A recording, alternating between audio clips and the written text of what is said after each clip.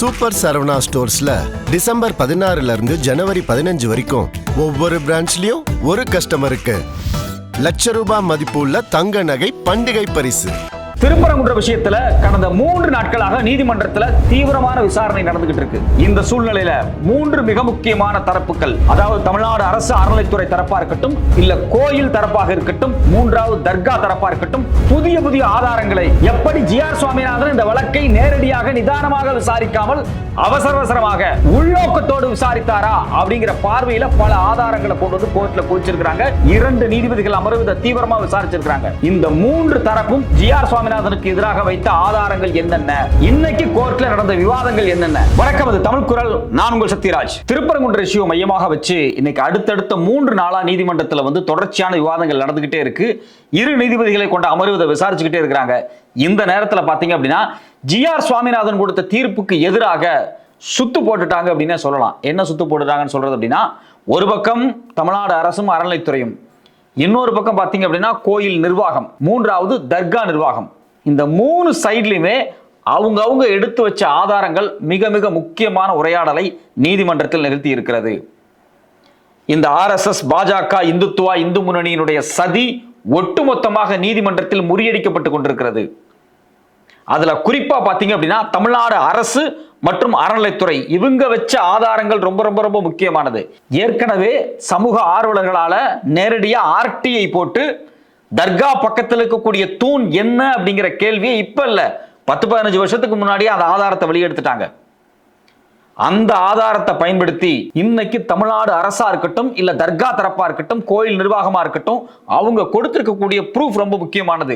இதுல முதல்ல 1899ஆம் ஆண்டு தயாரிக்கப்பட்ட சர்வே ரிப்போர்ட்டா இருக்கட்டும், இல்ல 1932ஆம் ஆண்டு உருவாக்கப்பட்ட அரசு மேப்பா இருக்கட்டும், இந்த 2 ஆதாரங்கள் இன்னைக்கு கோர்ட்ல நின்னு பேசிட்டு இருக்கு.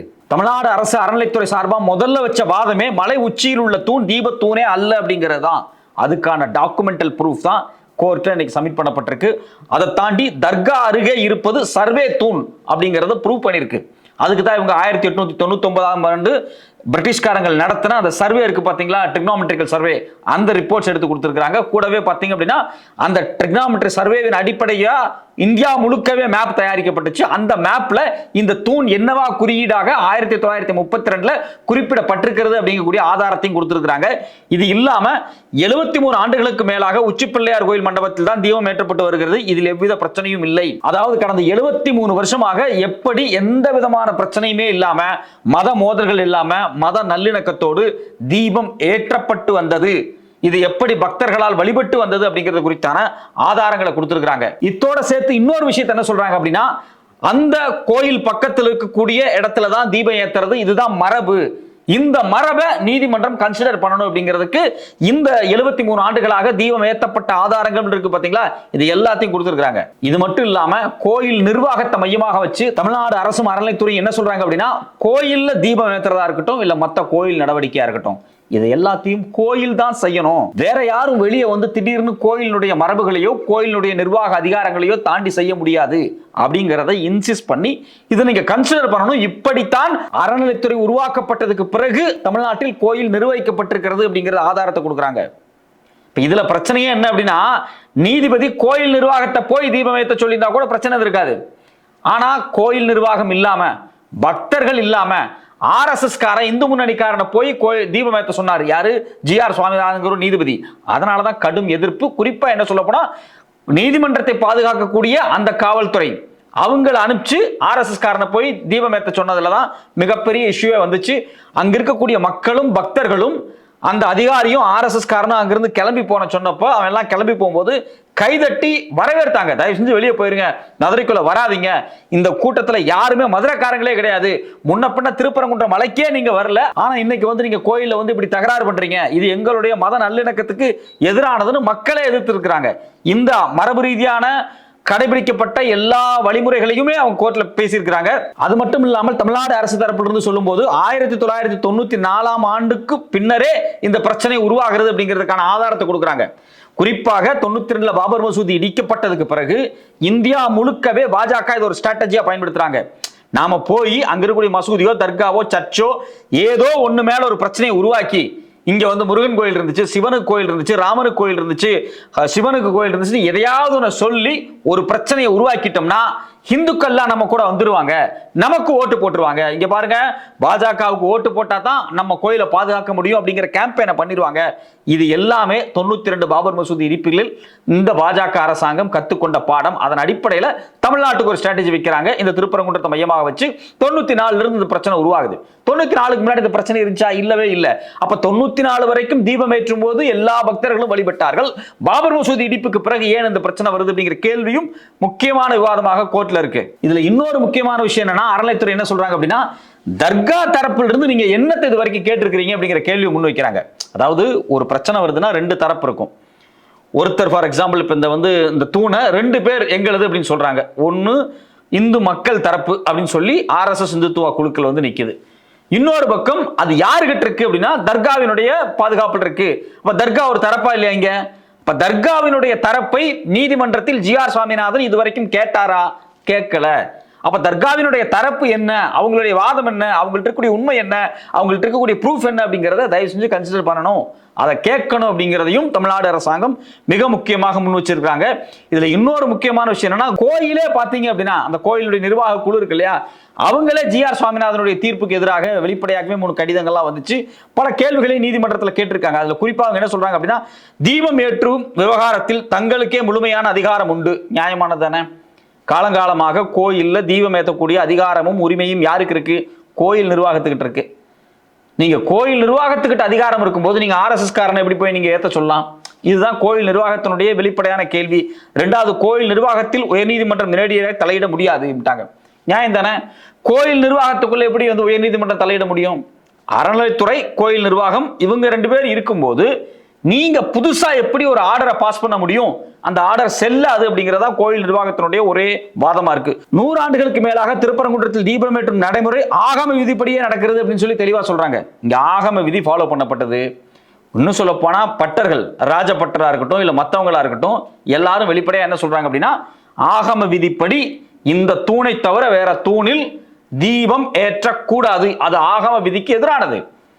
தமிழ் அறிஞர்களா இருக்கட்டும் இல்ல சைவ பண்டிதர்களா இருக்கட்டும் இல்ல இந்த கோயில்களுடைய பட்டர்களா இருக்கட்டும், காலங்காலமாக ஆகம விதிகளை போற்றி கோயிலை பாதுகாக்கக்கூடியவங்களா இருக்கட்டும், இவங்க எல்லாருமே ஒரு தரப்பில் இருக்காங்க, கோயில் தரப்பில் நிற்கிறாங்க. தீபம் அங்கதான் ஏற்றணும் அப்படின்னு. ஆனா RSS, இந்துத்துவா, இந்து முன்னணி இவங்க என்ன சொல்றாங்க அப்படின்னா, ராஜபட்டர் சொன்னதெல்லாம் கேட்க முடியாது, ஆகம விதியெல்லாம் ஃபாலோ பண்ண முடியாது, இங்க தீபம் ஏற்றணும் அப்படிங்கிறாங்க.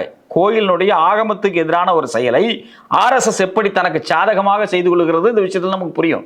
கோயில்காரங்களே சொல்றாங்க இதெல்லாம் ஆகமத்துக்கு எதிரானது, நாங்க ஃபாலோ பண்ணிருக்கோம் அப்படிங்கிற வாதத்தையும் ஆதாரத்தையும் நீதிமன்றத்தில் முன்வைத்திருக்கிறார்கள். அப்போ ஒரு பக்கம் தமிழ்நாடு அரசும் அறநிலைத்துறையும், இன்னொரு பக்கம் கோயில் நிர்வாகம், அது மட்டும் இல்லாம பக்தர்கள், இவங்க எல்லாரும் சேர்ந்து ஆதாரத்தை கொடுக்குறாங்க. 3வது முக்கியமான தரப்பு, இதுவரைக்கும் அவங்க தரப்பை கோர்ட்ல கேட்கவே இல்லை.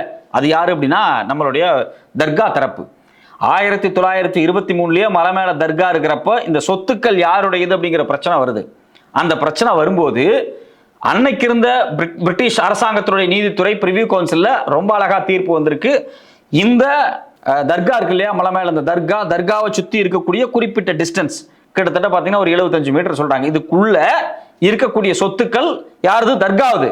மற்றது கோயிலுடையது அப்படிங்கிறாங்க. மற்றதுனா அங்க பாத்தீங்கன்னா உச்சி பிள்ளையார் கோயில் இருக்கு, முருகன் கோயில் இருக்கு, சமணர் படுகை கூட இருக்கு.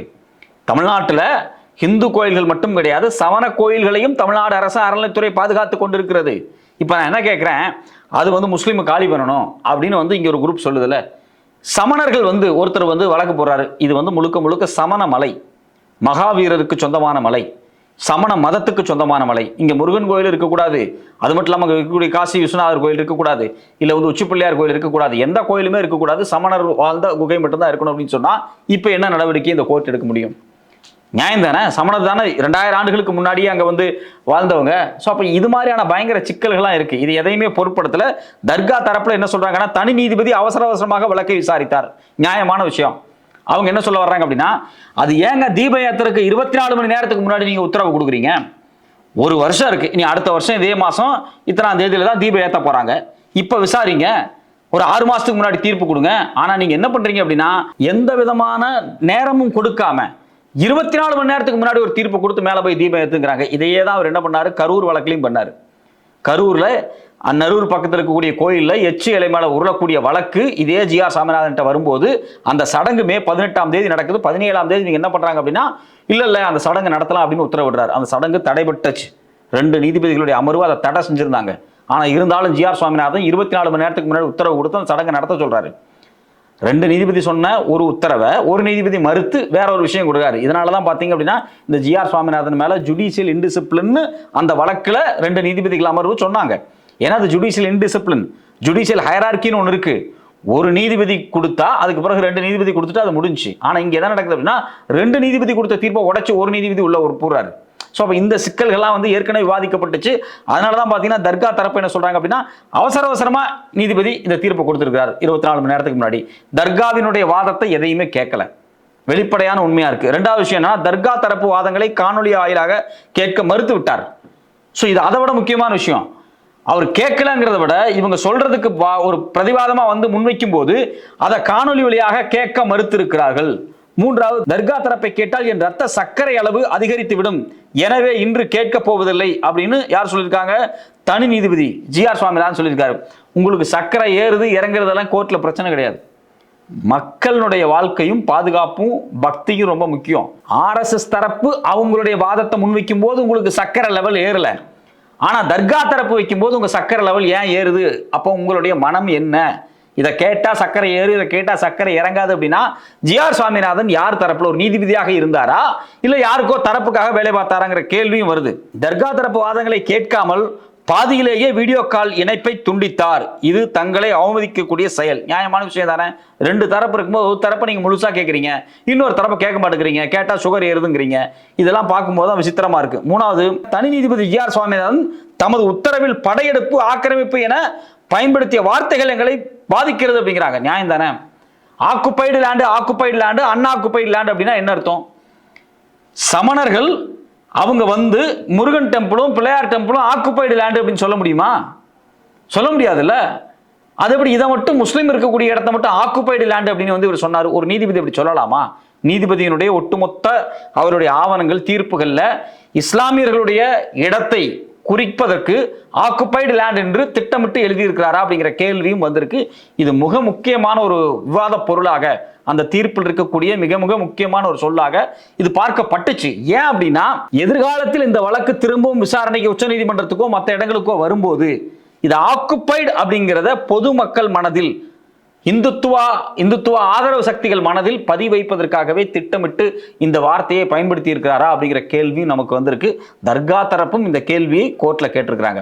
ஸோ அப்படி ஒட்டுமொத்தமா பார்த்தீங்க அப்படின்னா ஒரு பக்கம் தமிழ்நாடு அரசு, இன்னொரு பக்கம் வந்து கோயில் நிர்வாகம், 3வது தர்கா தரப்பு ஒட்டுமொத்தமாக இருக்கக்கூடிய அனைத்து ஆதாரங்களையும் ஜிஆர் சுவாமிநாதன் எப்படியெல்லாம் அந்த ஆதாரங்களை மறுத்தார், கேட்கவில்லை, பாதியிலே கட் பண்ணிட்டு போனார், ஒருதலை பட்சமாக நடந்து கொண்டார் அப்படிங்கிறது குறித்து கோர்ட்ல வச்சிருக்காங்க. 2 நீதிபதிகள் அதை தீவிரமா விசாரிச்சுட்டு இருக்காங்க. பொறுத்திருந்து பார்ப்போம் என்ன தீர்ப்பு இந்த திருப்பரங்குன்ற விஷயத்துல வரப்போகுது அப்படின்னு.